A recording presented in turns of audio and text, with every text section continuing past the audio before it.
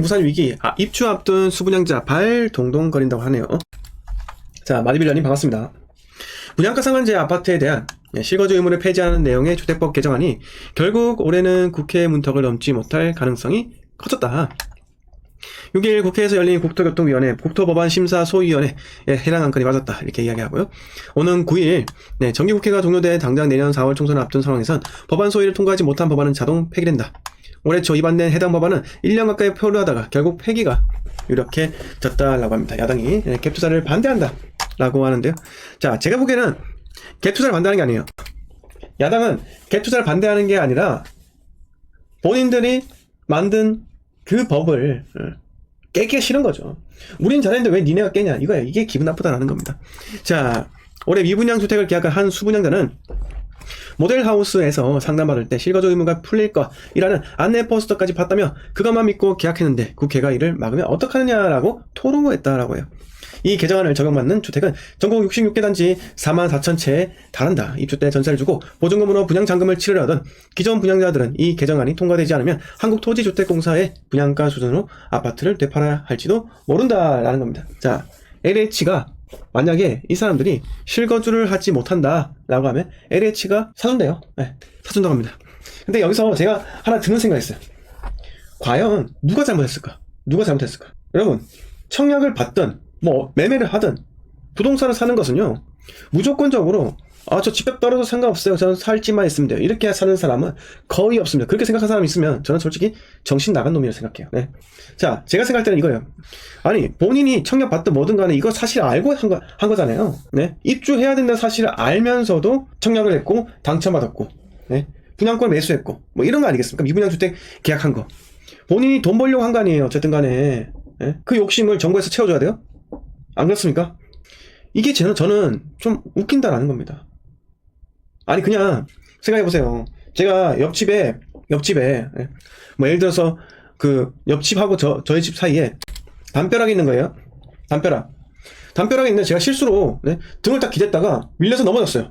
저도 다치고 담벼락도 박살났습니다. 담벼락은요, 옆집과 제가 2분의 1씩 반띵해가지고 만든 담벼락인데요. 그러면 여러분, 그 담벼락 누가 잘못한 거예요? 담벼락 파손한 거 누가 잘못한 거예요? 제가 잘못한 겁니다. 예? 왜? 내가 밀었으니까. 제 몸 다친 건요, 내가 잘못한 거라고요. 내 몸 다친 것과 담벼락이 무너진 거 모두 다 내가 잘못한 거다. 왜? 내가 스스로 기댔잖아요. 네? 남이 밀었어요? 남이 잘못했겠죠. 하지만 본인이 밀었잖아요, 담벼락을. 자, 예전에 그거 보세요. 예? 오성가 한음 있잖아, 오성가 한음. 자, 감나무에서 감이 떨어졌어요, 옆집에. 감나무 감이 떨어졌네? 아니죠. 자, 우리 집 감나무가 옆집 담을 넘어간 거예요. 옆집 담. 근데 그 감이 내가 따려고 하니까 옆집 그 대감마님께서 이 감이 내 건데 넘어왔으니까 내 거다. 뭐 이렇게 한 거 아니겠습니까? 갑자기 그 생각 왜 났지? 하여튼간에 네, 제가 이상한 생각했습니다. 하여튼간에 제가 말씀드리고 싶은 부분이 이거예요. 결국은 본인이 실수한 건요, 본인이 책임져야 돼요. 본인이 담벼락을 밀었다. 본인이 담벼락을 민 결과가 담벼락을 박살났다. 그럼 본인이 책임져야죠. 내 몸 뚱아리 박살났다? 그것도 본인이 책임져야 됩니다. 그래서 이거 하고 징징거린다? 그건 잘못된 거죠. 자, 생활형 숙박시설. 그럼 이 사람들하고 생활형 숙박시설하고 뭔 차이인데요? 생활형 숙박시설에 거주 못하는 거 있잖아요. 거주 못하는 거 알면서 받았잖아요. 안 그래요? 거주 못할지는 모른다, 전입신고 못할지 모른다, 이거 알면서 받았잖아요. 그건 똑같은 이치입니다. 자, 분상제 아파트의 분양권 전매 제한이 풀려도 실거주 의무를 해제하지 않으면 전매 제한 해제 자체가 무색해진다. 박합수 건국대 부동산대학원 겸임 교수는 분상제 단지의 분양권 전매 제한 해제와 실거주 의무 폐지는 한 세트 정책인데 하나만 풀고 하나는 계속 규제하면서 사실상 시장 혼란을 방임하는 셈이라고 지적했다. 이 형님께서 지적하신 거 알겠어요. 네? 지금 분상제 분양권 전매 제한이 풀려도 실거주 의무 해제하지 않으면 이게 모순된다라는 걸 알고 있습니다. 근데 애초부터 두 개가 한꺼번에 묶여있던 거잖아요. 네? 하나는 뭐 대통령께서 그냥 풀면 되는 거고, 하나는 법을 통과시켜야 되는 거 아니겠습니까? 네? 당연히 시장에서 충분히 예측할 수 있던 그런 거 아니겠습니까? 네? 자, 그래서 서울 강동구 올림픽 파크포레온, 자, 둔촌 주공 아파트로 무려 12,032가구에 달한다. 자, 이거 받고 나서 실거주 안 할 거 생각했어요? 할 거라 생각했잖아요. 근데 정부에서 알아서 해결해 주겠지나 전세 세팅할까, 이렇게 하신 분들이 과연 잘한 거 맞습니까? 네? 잘한 거 맞아요? 저는 이거 잘못했다 생각해요. 아마 정부에서 해보겠습니다, 법 통과시키겠습니다, 이렇게 하더라도 법이 통과 안 되었잖아요. 참 저는 이런 걸 보면 참 답답합니다. 자, 그리고 성북구 장위 자이 레디언트, 제 이름이 참 어렵습니다. 강동구 강동 헤리티 자이. 네. 다 자이에 자이. 네. 자, 실거주 의무 규제가 풀리지 않자 반전 늘었던 분양권 거래도 급감세다. 이후 분양권 거래 건수는 7월 30건, 8월 20건, 9월 12건으로 줄줄이 하락했고 실거주 의무 규제가 유지된 데다 단기 판매 양도세가 상당히 많이 나오는 점도 있다. 완화되지 않으면 이런 추세는 계속 이어질 것이라고 설명을 했다고 합니다. 자, 양도세 당연히 증가하죠. 네, 양도세 1년 미만 팔면요, 네, 77%, 1년 이상이면 다 66%예요. 근데 이것도 정부에서 분양권과 입주권이 전부 다 1년만 보유해야 돼. 옛날처럼 6에서 45%로 바꿔주겠다 라고 했지만은 그것도 마찬가지로 통과가 안 되고 있는 게 현실이에요. 그래서 제발 확정되기 전에 믿고 하지 마세요. 아시겠죠? 자, 그래서 똑같은 뉴스예요. 재건축 실거주 의무 폐지, 국회 통과 더 어려워진다 이렇게 이야기 나왔고요. 결국 수도권 분양가 상한제 주택에 부과된 실거주 의무를 폐지하는 주택법 개정안이 국회 문턱을 넘어서지 못하고 있다.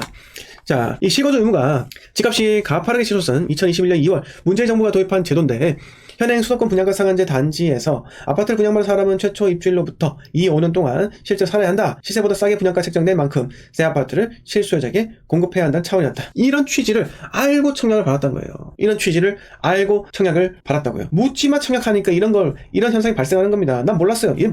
몰랐는 게 다 잘한 거예요. 몰랐으면 본인이 멍청한 겁니다. 모집 공고 보고 다 읽어보고 해야죠. 왜 지금 모집 공고가 요약본 있고 전체 전문이 다 있겠습니까? 다 읽어보라고요. 그리고 모델하우스의 상담사한테도 다 물어보셔야죠.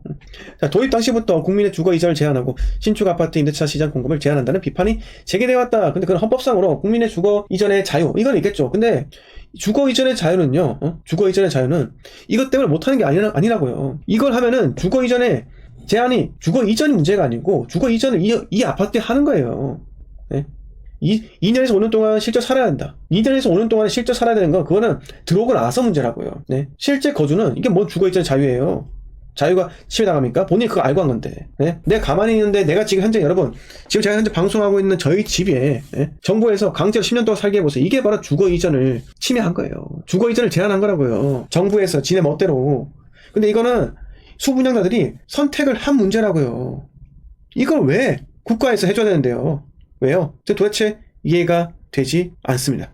자, 집값 하락으로 시장 상황이 달라지자 윤석열 정부는 지난 1월 3일 실거주 의무 폐지를 발표했다.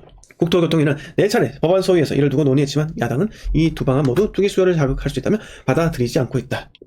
자, 여러분 제가 뭐라고 이야기했습니까? 둔촌주공 미분양 계약하신 분들 잭팟 터졌다고 난리 났잖아요. 네? 그럼 왜 난리 났습니까? 돈 벌었다 난리 난 거잖아요.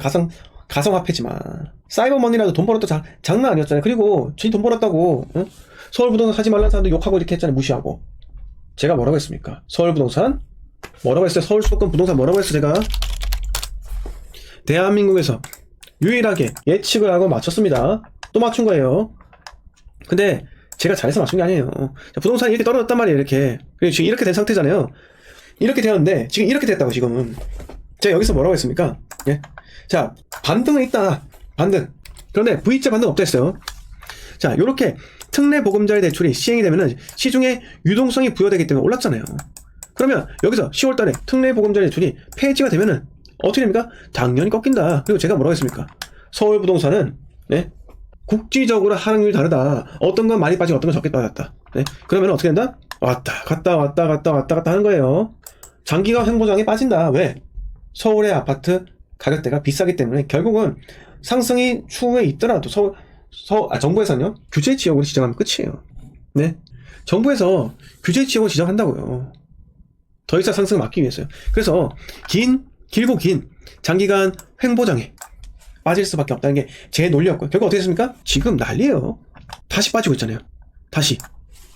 이거 대한민국에서 저밖에 이야기 안 해요. 다른 사람 이거 이야기하는 사람 있어요? 그 선글라스 끼신 분, 그 사람은 오를 때도 사라, 비쌀 때도 사라, 쌀 때도 사라. 이게 뭐 약팔이에요? 약상수예요? 맨날 사라게? 네? 자, 그리고 또 누가 있어요? 재개발 전문가는 뭐 이때 사라 저때 사라. 네? 맨날 제일 저렴하대요 그 사람 또. 네?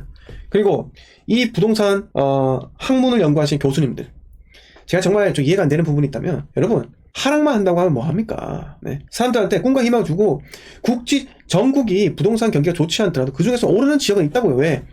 유동성이 한정이 되어 있잖아요. 특정한 지역에서는 돈이 몰려 들어간다는 거예요. 여러분 우리가 5대 광역시 중에서 인천을 제외합시다. 네. 5대 광역시 어디 있어요? 대전, 광주, 대구, 울산, 부산 이렇게 5대 광역시가 있는데 5대 광역시 중에 제일 저렴한 곳이 어디입니까? 제가 다른 지역 뭐라고 했어요? 네, 대전 뭐라고 했습니까? 대전은 오래 살 데가 아니에요. 24, 25 입주 물량 어마어마한데 많은데 거기에 왜 미쳤다고 진입합니까? 네? 이건 아니다. 자, 부산은요. 제가 끝까지 사지 말라 했잖아요. 부산은 25년대 보자고요. 자, 실거주 수요자는 뭐 물론 부산 같은 경우는 잡아도 된다 생각해요. 네? 실거주 수요자는 지금 잡아도 됩니다. 하지만 투자하는 사람은 기다리시라고요. 왜? 싼 걸 잡아야지. 왜 비싼 걸 잡으려고 합니까? 그래서 제가 뭐라고 합니까? 5대 광역시 중에서 가장 저렴한 곳 어디요? 인구 대비해서? 가장 저렴한 곳은 바로 대구예요. 대구가 저렴하잖아요. 84타입 매매가 4억대 나오겠습니까 이제? 84타입 주요 입지 아파트가 4억대가 나올 수 있어요 없어요? 불가능하래요. 불가능. 그 수치는 불가능하다고요 이제. 예? 근데 다주택자가 취득세 중과를 피할 수 있는 유일한 두 가지가 있잖아요. 재건축 재개발 입주권과 공시가 1억이야. 이 상품이 어디에 몰려 있습니까? 부산에 2억대 투자할 게 많이 있어요? 2억으로 부산에 재개발 재건축 입주권 투자할 게 있어요? 거의 없어요. 84타입 말이에요. 거의 없다고요. 자, 그래서 결국은 대한민국의 유동성이 축소되고 축소된 유동성은요 결국 특정한 지역으로밖에 흘러 들어가지 않는다. 아무리 서울이 메리트가 있더라도 유동성이 적다면요 서울이 일부 지역은 잠깐 올랐다가 또 빠지게 되어 있습니다. 왜?